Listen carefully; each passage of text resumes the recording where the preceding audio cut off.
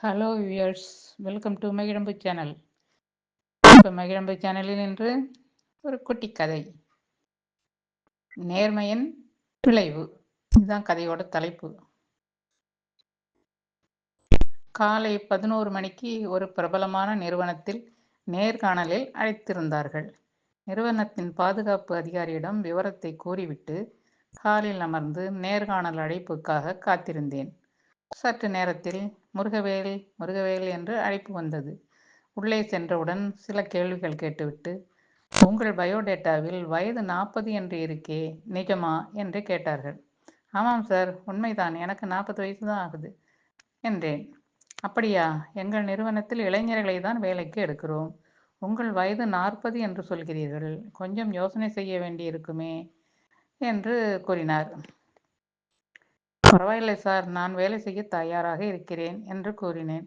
மேலும் இதற்கு முன் வேலை செய்த நிறுவனம் நஷ்டத்தில் இயங்கியதால் திடீரென்று மூடிவிட்டார்கள். அதனால் வேறு வேலை தேடும் சூழ்நிலை உருவாகிவிட்டது சார். அந்த அதிகாரி சற்று யோசிப்பது போல் பாவனை செய்துவிட்டு, முருகவேல் சார், உங்கள் பயோடேட்டாவை கொடுத்துவிட்டு செல்லுங்கள், தேவைப்படும் போது அழைக்கிறோம் என்று கூறினார். மிக்க நன்றி சார் என்று கூறிவிட்டு வெளியில் வந்தேன். இங்கும் வேலையில்லை. மனம் கனத்தது. கூடவே தலையும் வலித்தது. பெரும்பாலான இடங்களில் வயதை காரணம் காட்டி தவிர்த்து விடுகிறார்கள். இறைவா, இது என்ன சோதனை?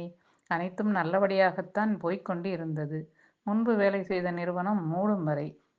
அந்த வேலையை நம்பி வாங்கிய கடன்கள் கழுத்தை நெரிக்க தொடங்கியது. ஒரே மகனின் படிப்பு செலவு, வீட்டுக்கு தேவையான செலவு, மேலும் மேலும் ஐயனே ஈசனே, எப்படி சமாளிக்கப் போகிறேன்? தலை மேலும் வலித்தது. பேருந்துக்கு வைத்திருந்த காசில் காபி சாப்பிட்டு விட்டு கால்நடையாக நடந்து வீட்டுக்கு செல்லலாம் என்று முடிவு செய்து காபி சாப்பிட்டு நடக்க துவங்கினேன். வாங்கிய வண்டியும் ஓரமாக இருக்கிறது. ஆழ்ந்த சிந்தனையில் நடந்து செல்லும்போது ரோட்டின் ஓரத்தில் ஒரு தோல்பை அனாதையாக கிடந்தது. சின்னதாக ஒரு சபலம். எடுக்கலாமா வேண்டாமா, எடுக்கிறத யாரும் பார்த்துருவாங்களா அப்படின்னு அக்கம் பக்கம் பார்த்துட்டு அதை குனிஞ்சு கையில் எடுத்துட்டேன். குப்பென்று வியர்த்து கொட்டியது. பையை திறந்து பார்த்தேன். பையில் கட்டுக்கட்டாக 2000 ரூபாய் நோட்டுகள். கைகால்கள் உதறல் எடுத்தது. இருப்பினும் எடுத்து வைத்து கொண்டேன். மனம் பலவிதமாக என்னுள் பேசியது. ஒரு பக்கம் எச்சரிக்கை செய்தது. அருகில் உள்ள காவல் நிலையத்தில் ஒப்படைத்து விடலாம் என்ற எண்ணம் தோன்றியது.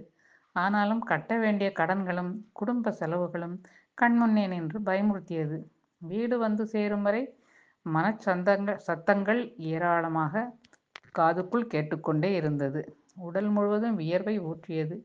வீட்டில் உள்ள அலமாரியில் பணத்தை பத்திரமாக வைத்து மூடி பூட்டினேன்.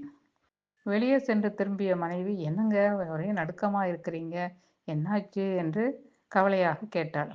வள்ளி, அந்த கதவை சாத்திட்டு உள்ளே வா, நான் என்ன நடந்ததுன்னு உனக்கு விவரமா சொல்றேன் என்று கூறினார்.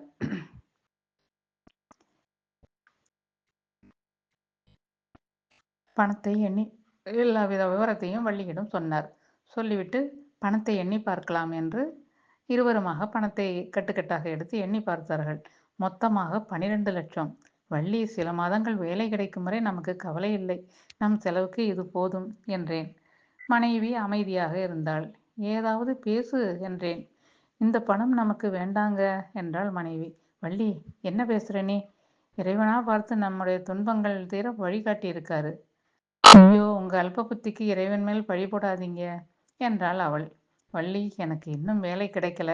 கட்ட வேண்டிய கடன்களும் செலவுகளும் கழுத்தை நெருக்கி ஆரம்பித்து விட்டது. இப்படிப்பட்ட சூழலில் இந்த பணம் நமக்கு எவ்வளவு உதவியாக இருக்கும். அதை நினைச்சுதானே கடவுள் நமக்கு கொடுத்திருப்பார். இதை நினைத்து பார்க்க மாட்டியா நீ என்று கேட்டேன். இன்னொருவர் பணத்தில் வாழ்வது தப்புங்க. அதுக்கு பதிலாக இருவருமே கஷ்டப்பட்டு சம்பாதிக்கலாம் என்றாள் மனைவி.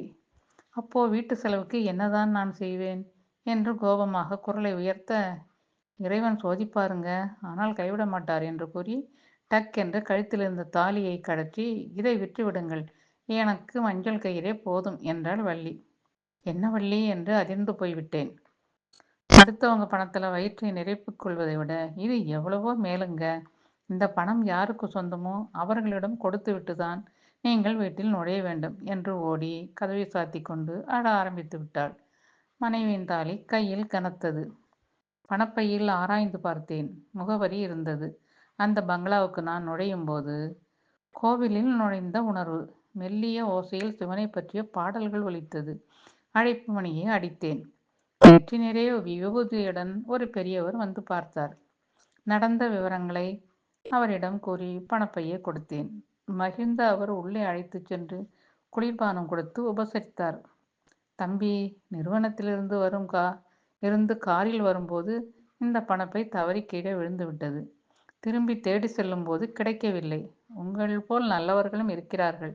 அதான் தவறிவிட்ட பணம் திரும்ப வந்துவிட்டது என்றபடி என்னை பற்றிய விவரங்கள் கேட்டார். என்னுடைய சூழ்நிலை பற்றிய விவரங்களை விளக்கமாக அவரிடம் கூறிவிட்டேன்.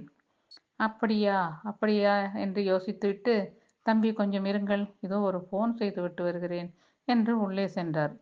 திரும்பி வந்தவர், தம்பி, என்னோட நிறுவனத்தில் வேலை செய்ய உங்களுக்கு விருப்பமா?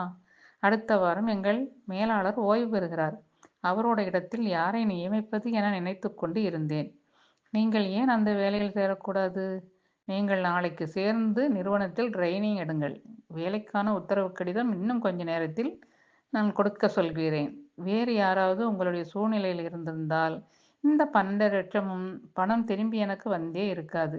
இந்த வேலை உங்கள் நேர்மைக்கும் ஒழுக்கத்திற்கும் நான் கொடுக்கும் பரிசாக இருக்கட்டும் என்றார். என் கண்களில் கண்ணீர். கண்ணீரில் 1000 நன்றிகள். என் மனைவிக்கு வள்ளிக்கு. அந்த வீட்டின் ஒலிநாடாவில் ஒரு உபதேசம் மெல்லியதாக கேட்டது. மூவுலகையும் ஆளும் சிவபெருமான் சோதிப்பான், ஆனால் நம்பியோரை கைவிட மாட்டான் என்று அது ஒலித்தது. அறத்தாற்றின் இல்வாழ்க்கை ஆற்றின் புறத்தாற்றில் போய் பெறுவது எவன்? அறநெறியில் இல்வாழ்க்கை அமைத்து கொண்டவர்கள் பெற்றிடும் பயனை வேறு வழியில் சென்று பெற்றிட முடியும். அறவழியில் வாழ்வன் வாழ்க்கையே நிரந்தரமான பேரின்பமாகும். இவ்வாறாக இந்த கதை முடிவுற்றது. நன்றி.